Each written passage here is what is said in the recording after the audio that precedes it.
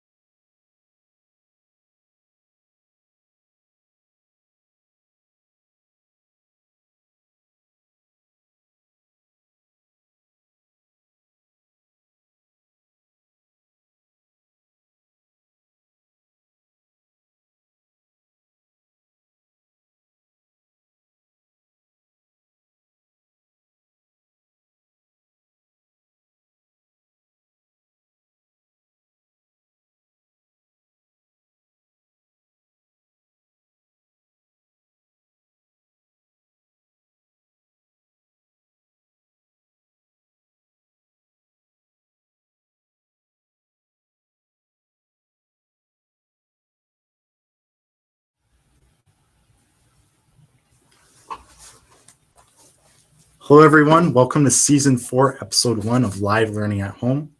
Today is June 26th, and today we're going to be doing a workshop on programming in CoSpaces. So hello, everyone. My name is Jacob. I'm an Engineering Outreach High School program instructor. A few things to know about me is that I love to play guitar, I love eating pizza, and I love making robots. So to start, we're going to do our land acknowledgement. So picture a place, a beautiful landscape. We need to figure out why we need to protect these beautiful landscapes that we own. Indigenous perspectives are important to nature because we must protect these beautiful landscapes that we have today, because the Indigenous people have kept it like these for thousands of years, and we need to help protect it and make sure it stays like that. Ontario is home to many different groups of Indigenous peoples. Here we can see a map of Ontario. All the different colors include different treaties that the land is under.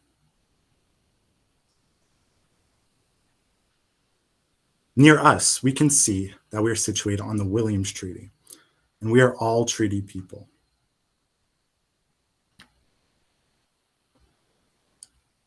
At Engineering Outreach, we like to think with two-eyed seeing, also known as Adewaptamunk in Mi'kmaq.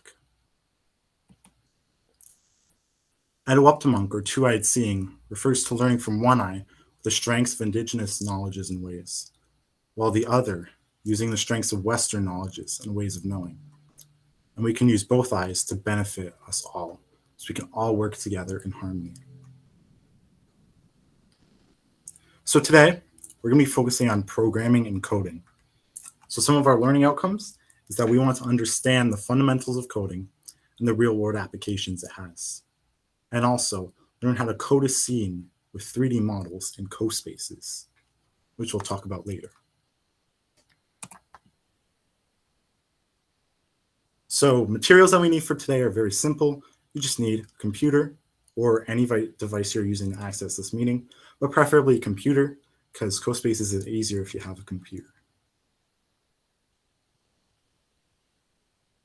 Next, we're going to be talking about STEM. STEM stands for science, technology, engineering, and math.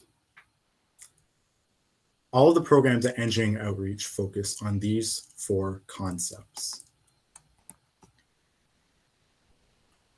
What is engineering? In engineering, we apply these STEM concepts: science, knowledge of the world around us; technology, the tech that we use; engineering, which is building inventing, designing, testing, and analyze machine systems and structures to solve problems while considering cost, safety, practicality. This can include science, technology, and math, thus creating the word STEM. Engineers help society, and most importantly, we need to focus on the practical aspects of engineering. Sure, we can make an incredible design, but as long as it's safe, cost effective, we have a practical solution to the problem. So here's a list of different types of engineering. Although there are different types of engineering, all these different types work together to sort of create whatever you need to create or solve whatever problem you need to solve. So we have mechanical, which is the engineering of moving things, aerospace engineering, which you could say is rocket science, mechatronics engineering, which includes mechanical, electrical, and software engineering. And then we have software engineering. We're going to focus on that today. Software is building programs. Also, we have civil engineering, which is building structures. You can think civil engineering would be used building a house. Biomedical engineering would be used in the medical field. Chemical engineering would be used with chemistry to create and use chemicals to engineer new problems, new solutions to problems. And electrical engineering is the study of circuits. You can think of light as an electrical engineering concept. Next, we're going to talk about what is coding. Coding is the process of writing instructions for computers and other hardware to perform very specific tasks. So in the top right here, we can see a scene in CoSpaces. We have our 3D world on the left, and then we have on the right our code blocks, or essentially block code. And block codes are used as a basis for learning how to program. Before you get into the picture below, which is text-based programming language, such as Python, C, and C++, you first need to learn how to block code. These block codes allow you to understand the concepts that are underlying within these industry standard programs, such as Python. Today, we're going to be focusing with block codes, although you can program your scene in CoSpaces using Python.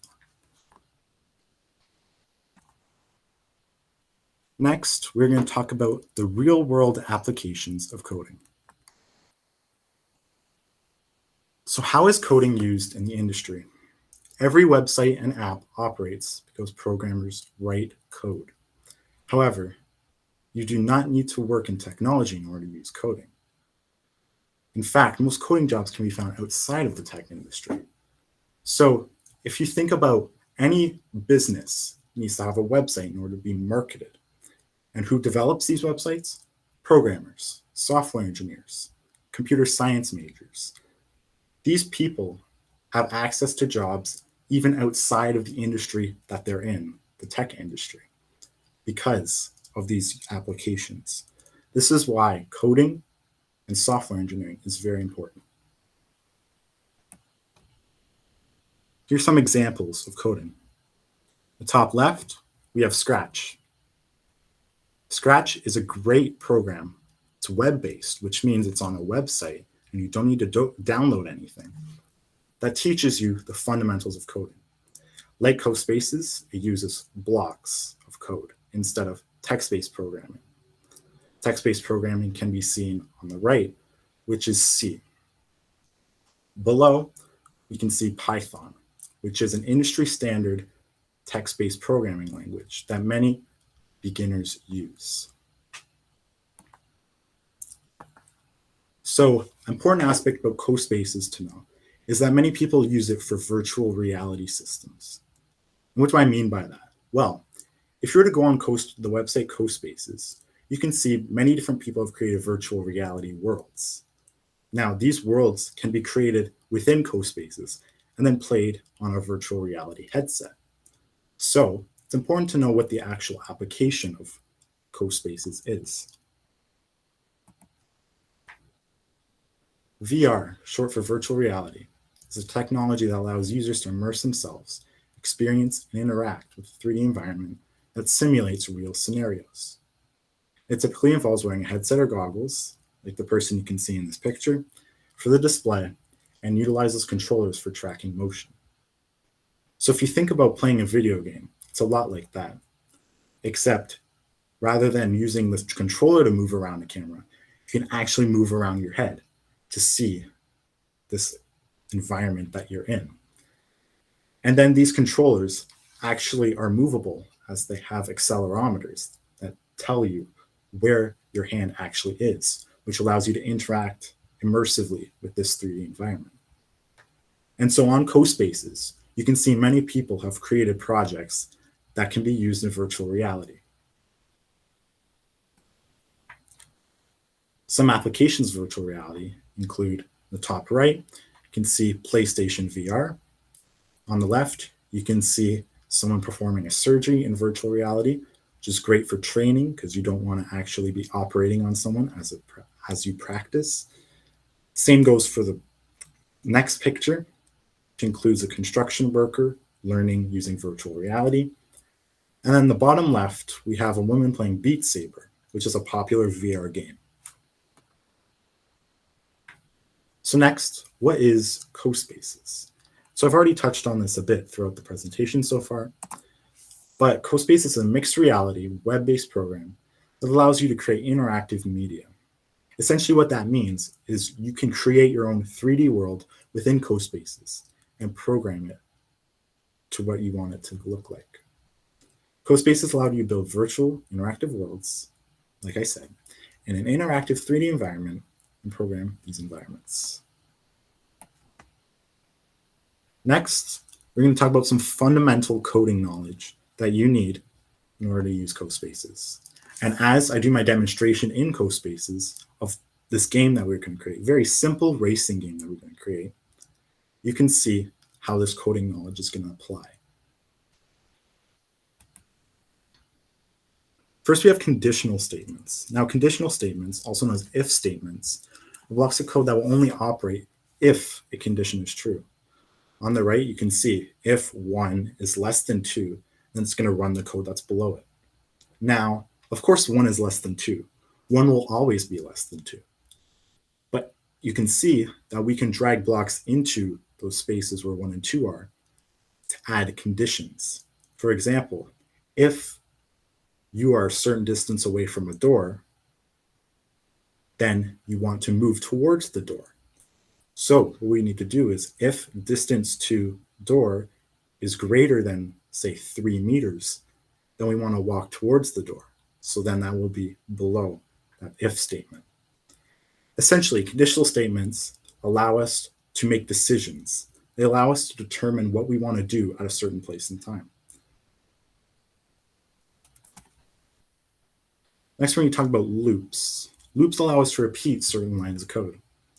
In CoSpaces, we will be using either counted loops or while loops. So loops are fairly easy to understand.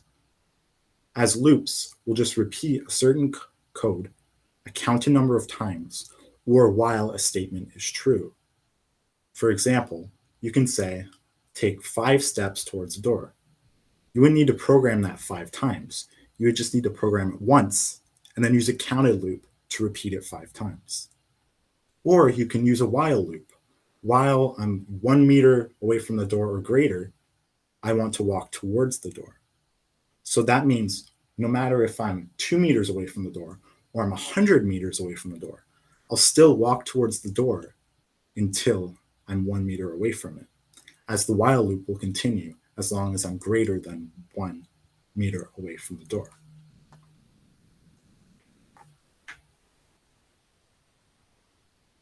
The amount of counted loops can either be a set value or a variable. By set value, it would be a value that you input before the code is ran. But a variable is something that changes throughout the program. And as I explained, while loops we can see this flow chart. See that where the arrow starts, we want to test the condition. If the condition is true, we want to do the loop. And then after the loop is created, after the code is undertaken, we want to test the condition again. If we test the condition again and it's false, then the loop terminates, the loop's over. But if it's true, we want to do the same code again. This is the same thing for walking towards the door, for example. If we're 100 meters away from the door, we want to constantly continue to test the condition and move forward one step until we're close enough to the door, until greater than 1 meter to the door is false, because we'll be at the door. So that's how while loops are used. So now we're going to create a program and a racing game in CoSpaces.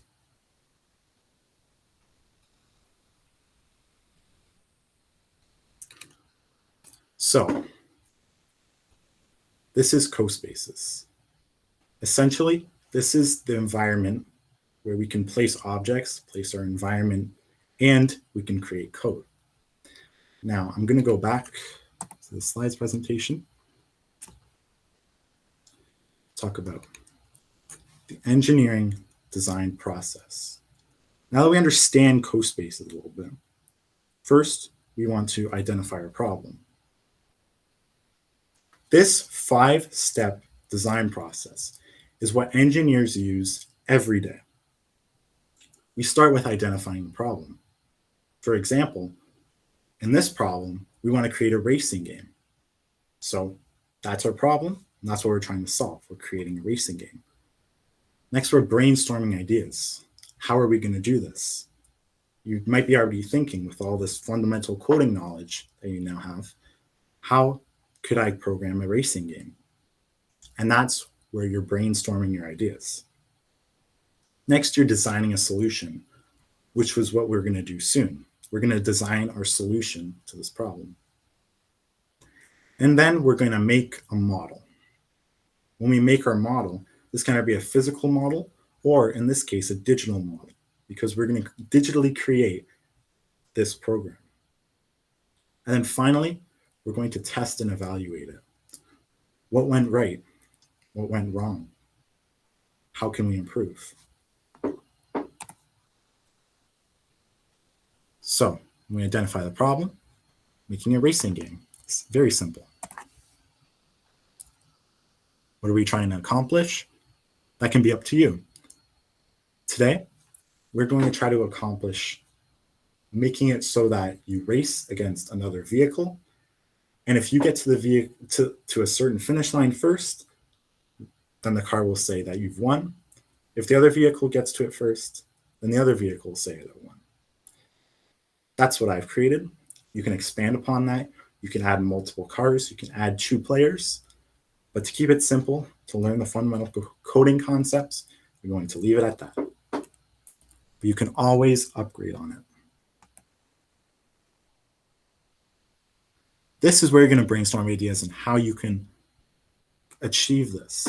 How will we determine a winner? How will we decide which car gets there first? How will the player control the car?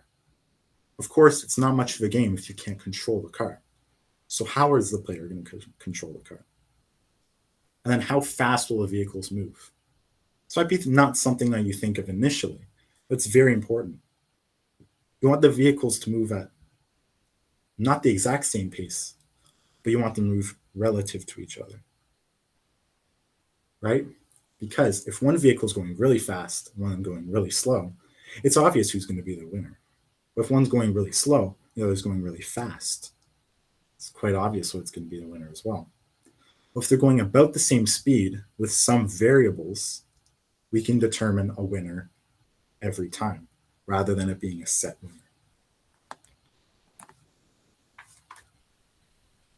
The next part in the engineering design process is thinking about a possible way to program a racing game, just designing our solution.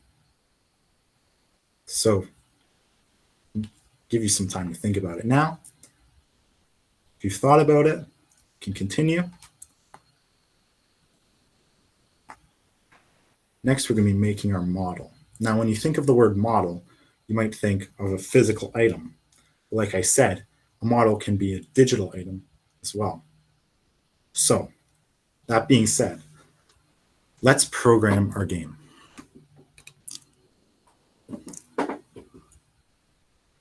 Oh, I believe, yes, using blocks to program in CoSpaces. So, as we make our model, we're going to be using CoSpaces. So if you'd like to participate, create a CoSpaces account and use the class code ED56P access the sessions class.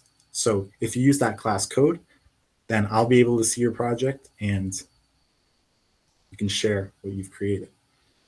But for now, I'll continue. So when you load into a new CoSpace world, this is what it's going to look like. This right here is the camera. This is our empty world that we have right here. It's our empty scene. Down here, we have our library. Essentially, the library holds all of the different items that we can use in our world.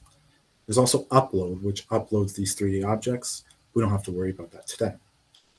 We also have environment. So for example, if you wanted it to be a green environment, night environment, blue environment, that's good. But we can select the environments here to have very unique environments.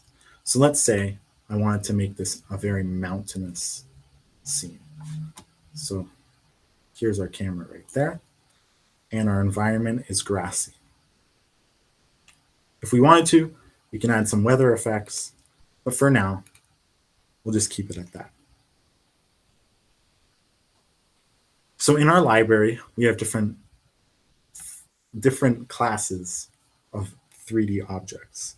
We have characters, animals, housing, nature, transport, items, building, special, and search. So if we go to transport, if we're going to create a racing game, we have to have transport, right? So let's say I wanted to pick this truck right here. I can drag it into my scene, and there's the truck. Now, if I wanted another racer to go against, I can take this bus, and there's the scene. So I can zoom in and out with the scroll wheel. You can move around like this. And there's our two vehicles in a mountainous area. Pretty cool. Now, if we think about it like virtual reality, if we load into a virtual reality world, we would see this from the point of view of the camera. So next, we're going to determine which car we want the racer to be attached to, the user, the input.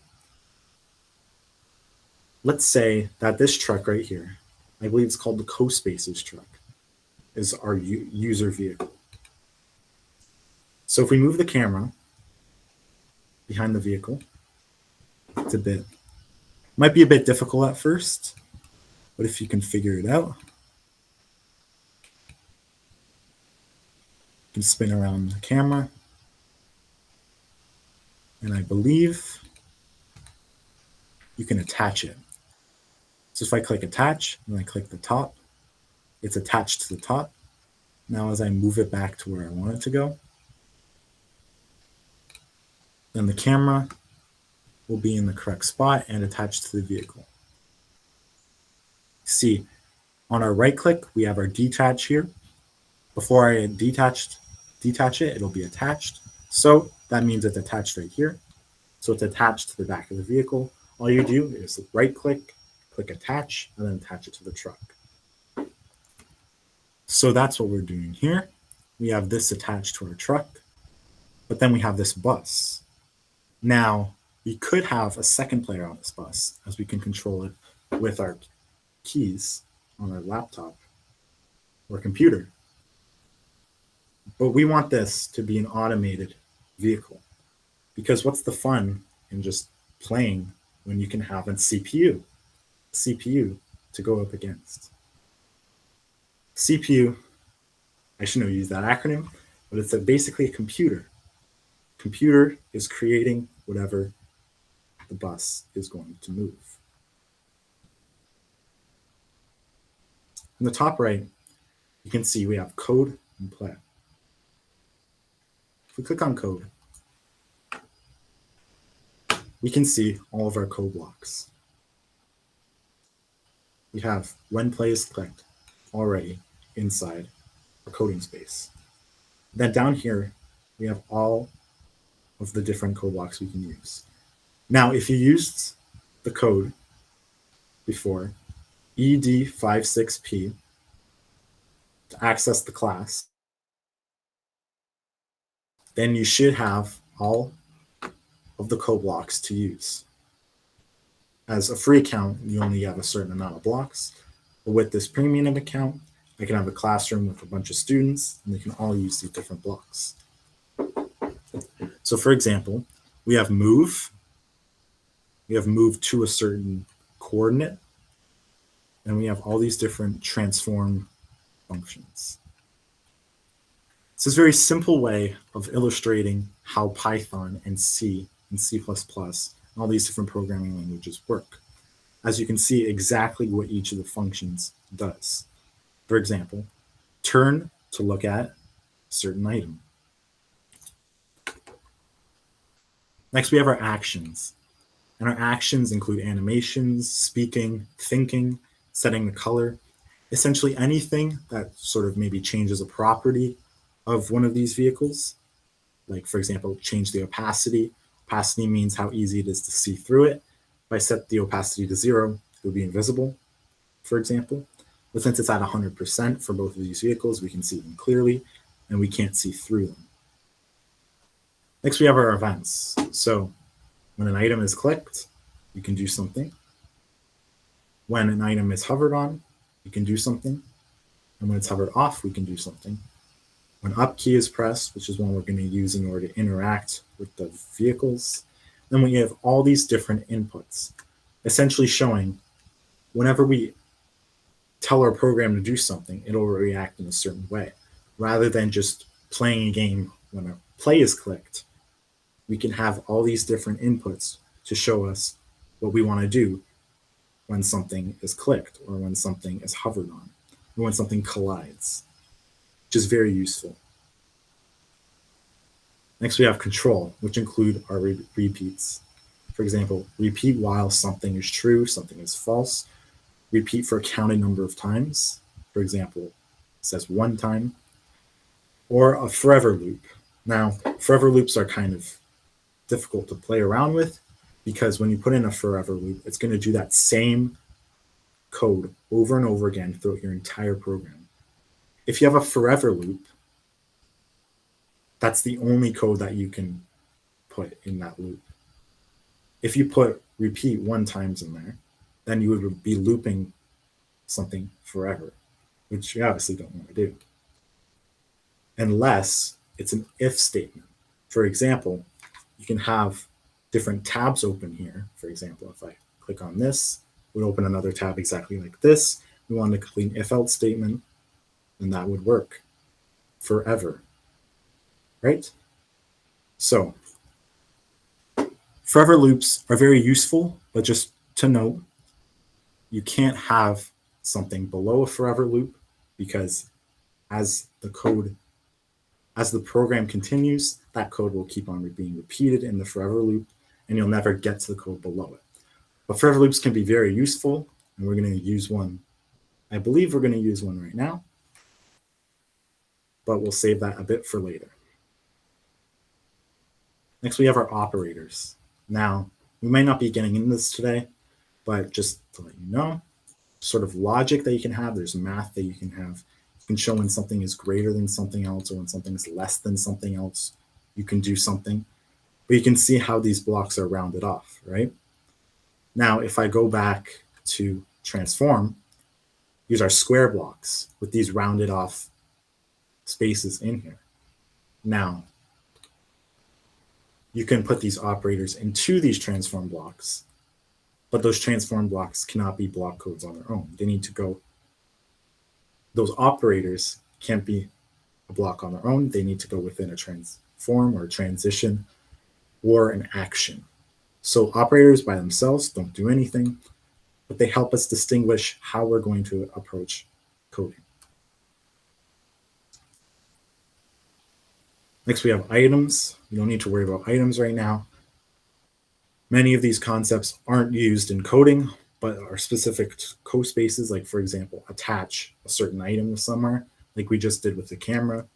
You wouldn't have a camera in a 3D world when you're coding in Python or coding in C or coding in JavaScript, but it's a good visual representation of how these programming languages work. Next, we have data. So we have different variables that we can set and change variables. Essentially, everything to do with variables is underneath data, like strings, colors, lengths, are all different types of data, and it can be all different variables. Next, we have functions, which we're not going to use today. And we have physics, which can be a bit difficult, and we're not going to use today. So let's get started on creating a race.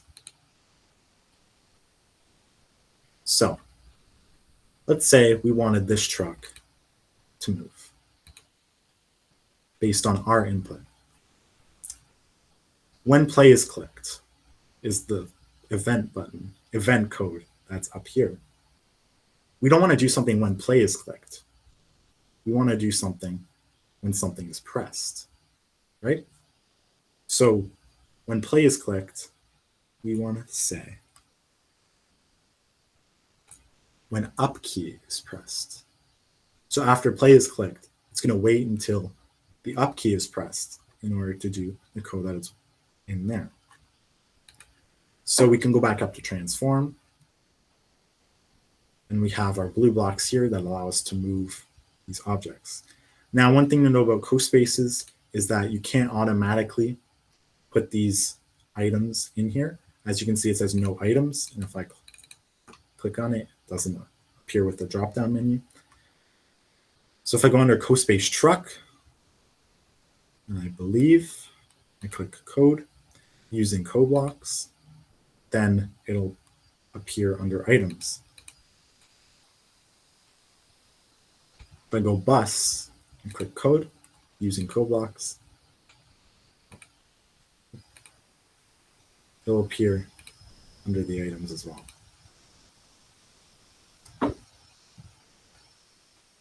So if we drag this into here,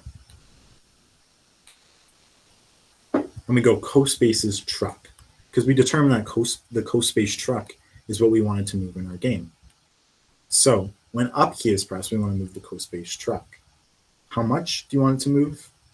Well, that's up to you. It can be up to you how much you want it to move.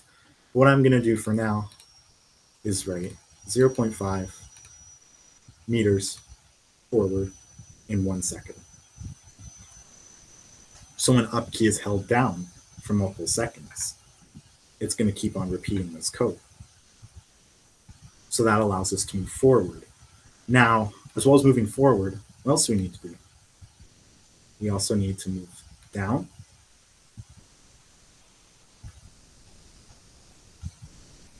And we can implement the same code in here. Move backward. So we have up, we have down.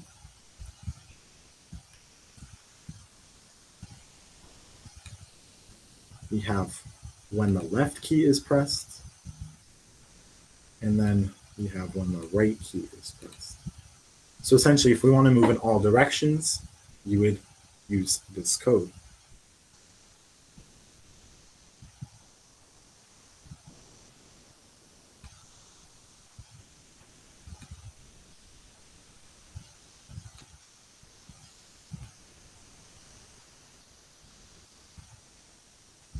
As you click on the drop-down menus, you can show the different ways you want to move. So for example, if you wanted to move forward, you can click on move forward, click on move backward, click on move left, move right. I believe you can go up and down as well. Up and down would be vertically, and we just want to move horizontally on our x-axis and our y-axis. So we're going to leave it at that.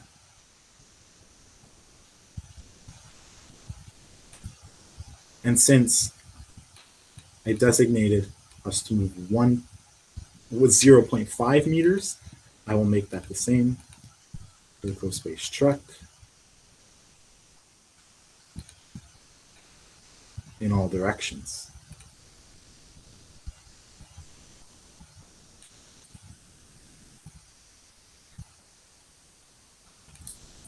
Now, if we want to run our code, it may not be attached to it, I believe. There we go. Our camera is attached. If we run our code, I'm clicking the right arrow right now. You can see that's moving left and right like that. But that's not what we want it to do, right? You can move forward, move backward. We're still facing the same direction. When you drive a car, you're not facing the same direction when you turn left and turn right. So how are we going to fix this? So we know something's wrong with moving left, moving right, because we're not turning. We're just moving on our x-axis. We're not actually turning the direction. So what we want to do is go to Control and run parallel. Now you've probably heard the word parallel before. Two lines don't intersect, never will, never get closer to each other, never get further away from each other. They're parallel lines. Well, what this means in this coding terms is that we can place code the parallel here at the bottom of the parallel to do the exact same code at the exact same time. Not the exact same code, just at the exact time. So to put into run parallel, you can drag in move CoSpaces truck, move left, because we still want it to move left, right? We don't want it to just turn. Although you could make it just turn, you can still make it move left, as that'll give us a better turn, right? But what we want to do here is we want it to turn left, not just move left, we want it to turn. So if we look for turn, you can drag it into the other part of the run parallel. CoSpaces truck, because we're not on the bus. And we want it to move counterclockwise for left. Because if you're looking at it from a bird's eye view, if you're looking at the truck, you want it to turn left, that'll be going counterclockwise, the opposite of where a clock is moving. And if we make it so that it goes 180 degrees, that's obviously going to make it turn around the other way, which is not what we want to do. We want, if we click the button once, if we click the left button once, we don't want it to turn 180 degrees. So you can determine where you want it to be put, but for now, I will put it at 10. I would type that in or use a little diagram there. As I just realized, it'll only make you go by 15-degree increments. You can get really specific with these numbers here. You can go 10.111 if you wanted to, but I'll just bring you back down to 10. So that's all right, because we're going to leave it at 10. Now, we can run parallel for the left movement. We also want to run parallel for the right movement too.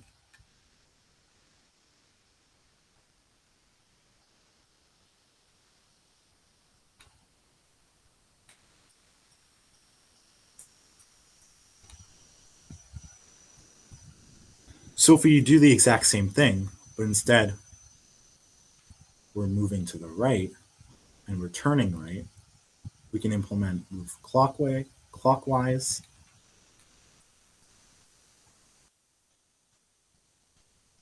And now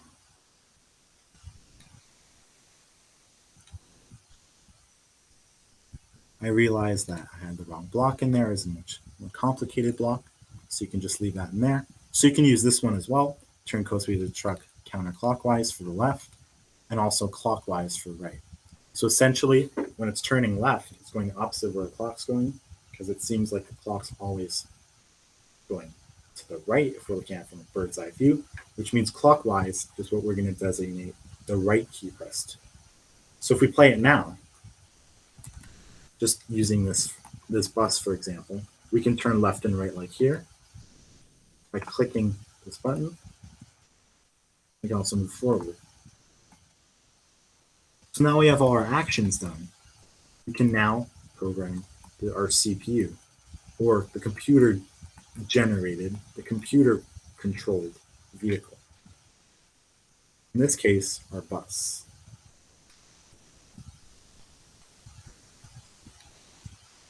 So now that this code is done, we can move on.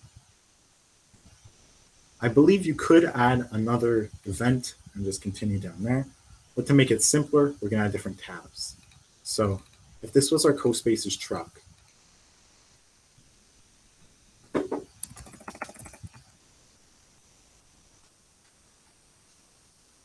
you can rename that tab as CoSpaces truck. And tabs are also useful in text-based programming as well. So you can either use CoBlocks, TypeScript, or Python to create this, but we're going to continue with CoBlocks. And we're going to rename this to our bus. So now we got our CoSpaces truck, which is our user-controlled vehicle. We can move on to the bus. Now the bus is going to be a bit different because we're not going to use different events. If it's computer controlled, we just want when play is clicked, right? Because all these are user influenced inputs or user created inputs. But when play is clicked is just a click of the play button. And then we want this bus to do something, this bus on the right. So what we're going to do is we're going to program exactly what we want the bus to do. So if we go back to the tab, we have when play is clicked. And from here, we can determine how we want to move the bus. So what I would recommend, you can do this many different ways. The thing about programming is that there's so many different ways to approach the same task.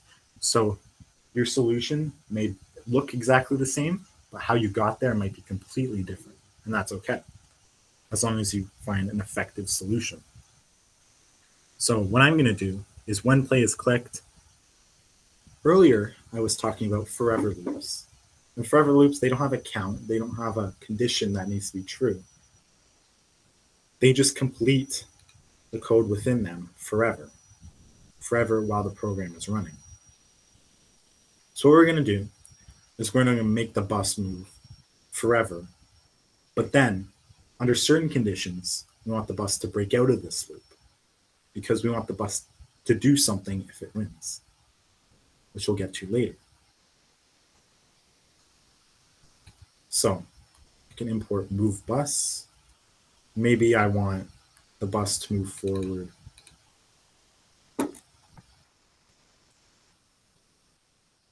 5 meters in 0.5 seconds or 10 meters in a second. You'll see why I did this later, but that's how I'm going to make the bus move. You can see that this is much faster than the CoSpaces truck, but as we saw, the when up key is pressed, that makes a big difference compared to when up key is pressed and then not pressed, because you'd have to click the button that many times. When up key is pressed, we'll just continue to do whatever code is within it until up key is not pressed. So even though it looks like this is much slower than the bus, it'll be about the same speed. And you can obviously use variables and you can use conditionals, make it so that the bus moves at different speeds each time rather than the same speed. But for simplicity's sake, I'm just going to leave it at that for now. So essentially, we can just play this and the bus will move forward. On the right here, we can see that our code is working because under bus, it's playing forever and it's continuing to move forward. If we click on CoSpaces truck, you can see as I click on my arrow keys, we can use WASD if you're a gamer. See all the different code that's running as I press. So if we get back to our program,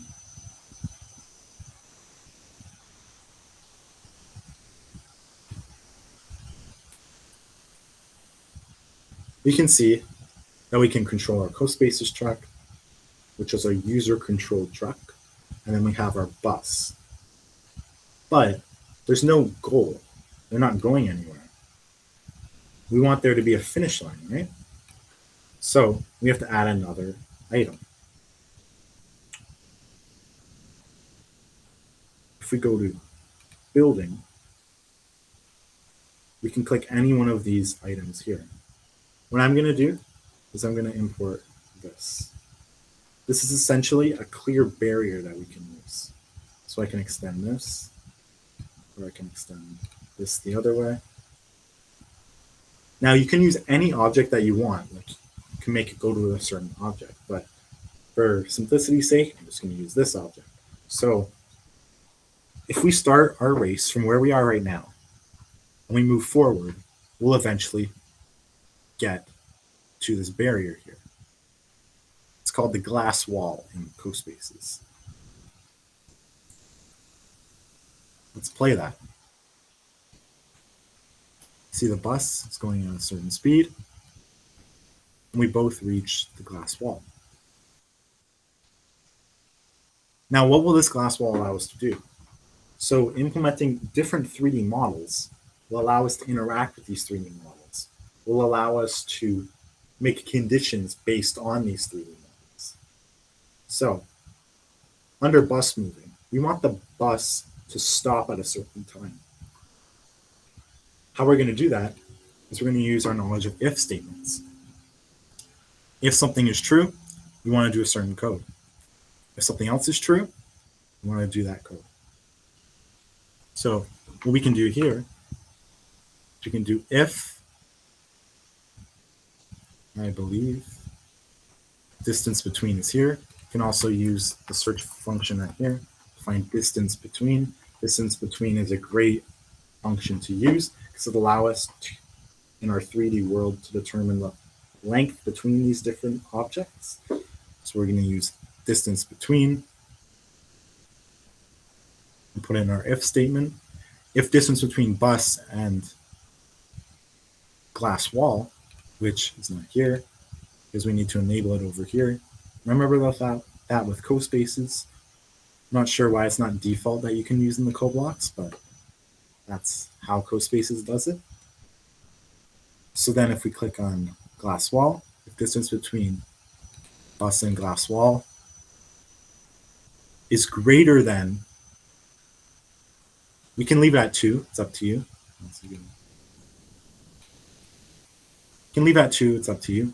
I found success if I put it at 3. So essentially what this means is that if the distance between the bus and the glass wall at any point after the bus is done moving is less than 3, then we want to do something.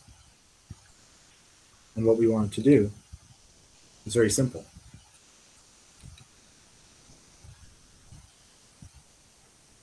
Break out a loop.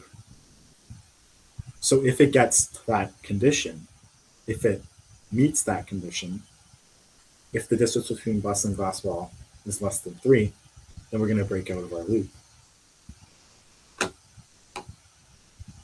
And although we're under bus right now, it's very much the same with the other vehicle.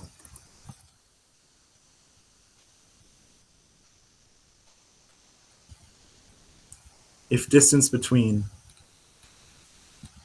CoSpaces truck and glass wall is less than 3,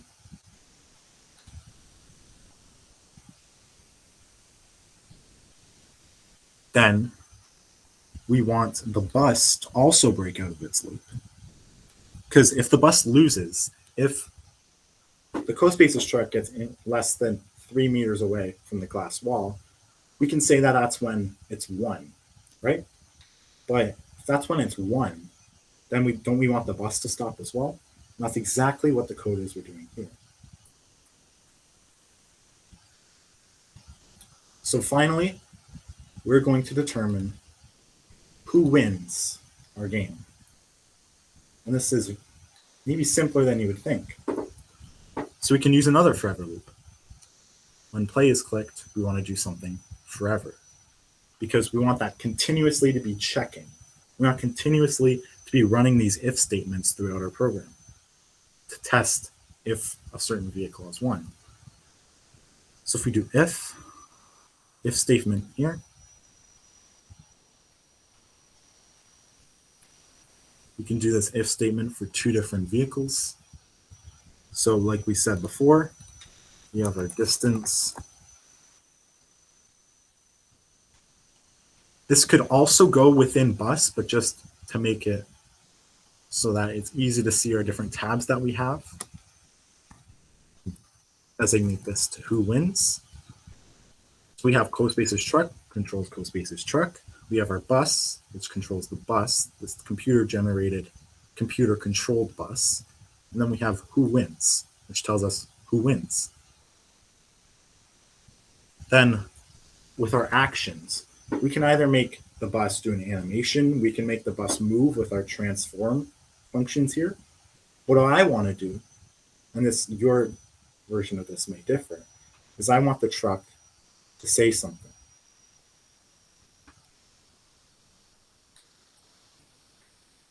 If distance between CoSpaces truck and glass wall, which is our finish line, is less than 3, not 33, and we want the CoSpaces truck to say, what do you say when you win? I won. I want the CoSpaces truck to say I won.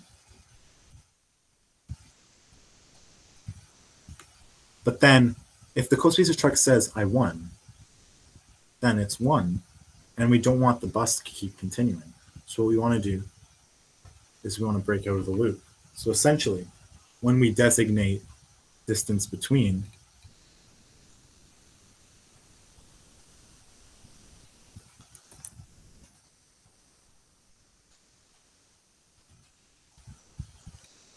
to bus and glass wall, you can just put in 3 as well.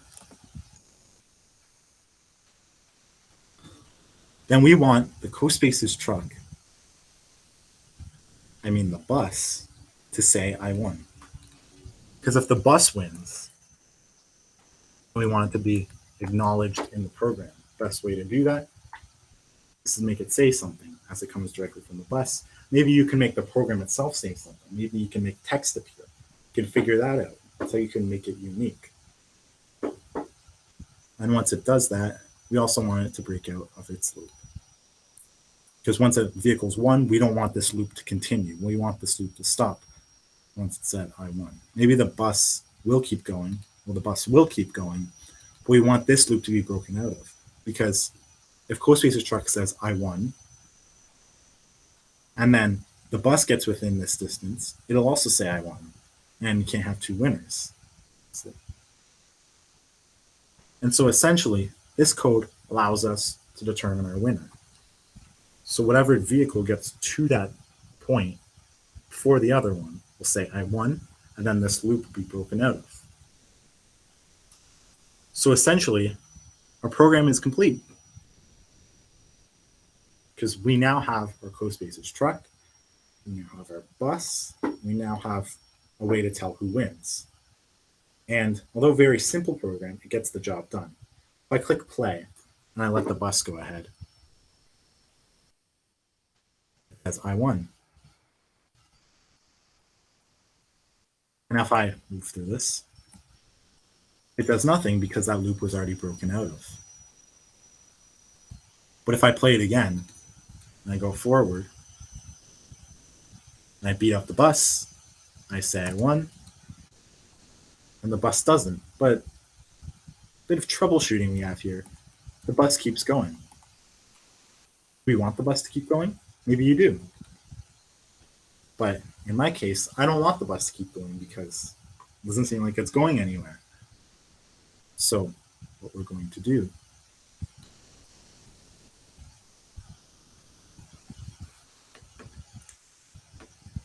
is add these blocks to the bus. I believe if I copy this,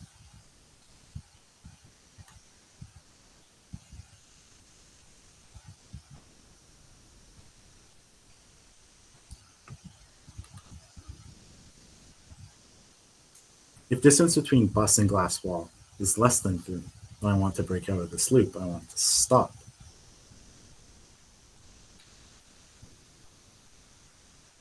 Now, I don't really want it to stop 3 meters before it actually gets there. So what I'm going to do is I'm going to make it move forward another 5 meters, maybe at the same speed I had before.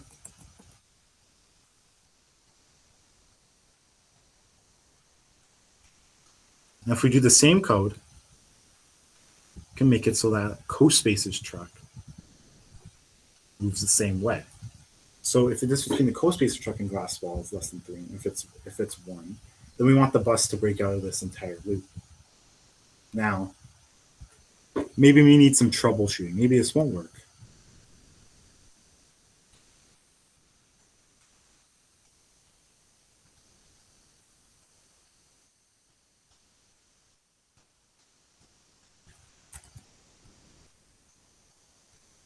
And it did not.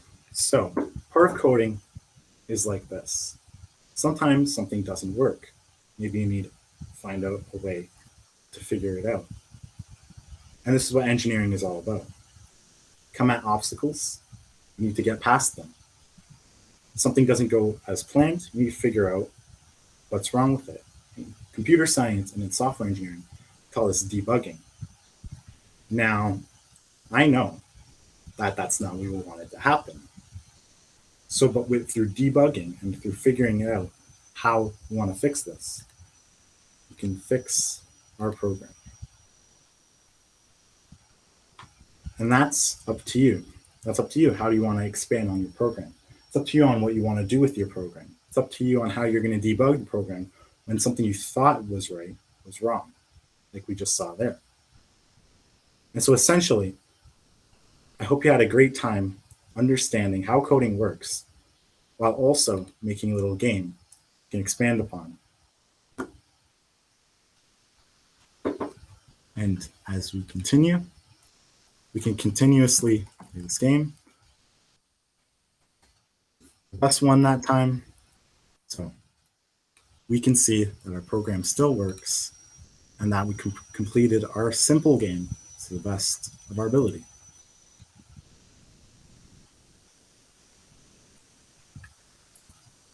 And so essentially, that's where I leave you today.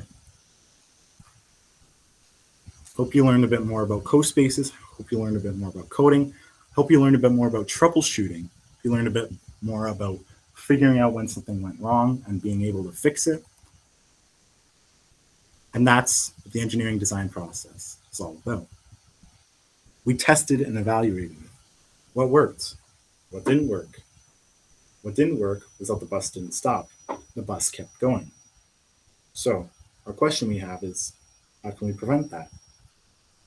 And then that's where our ideas spark. The engineering design process is great in this way, as it allows us to go back to steps that we had before.